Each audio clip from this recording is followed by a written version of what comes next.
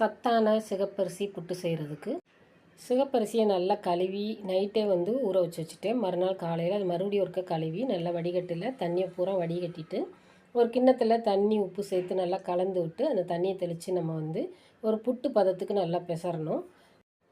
இட்லி பாத்திரத்தில் தண்ணி நல்லா கொதித்ததும் இந்த மாவை எடுத்து நல்லா உதுத்து விட்டு ஒரு 15 நிமிஷம் நல்லா வேக விடணும்.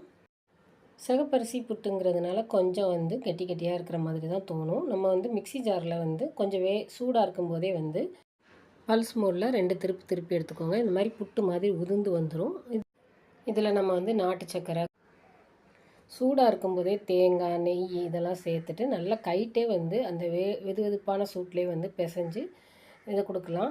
இதுக்கு நம்ம பனை வெல்லம் கூட காய்ச்சி வடிகட்டி கூட சேர்த்துக்கலாம். நல்ல எலும்பை உறுதிப்படுத்தக்கூடிய சூப்பரான சுவையான சிகப்பரிசி புட்டு எங்கள் வீட்டில் இன்றைக்கி சண்டேங்கிறதுனால நீங்களும் ட்ரை பண்ணி பாருங்கள். நன்றி, வணக்கம்.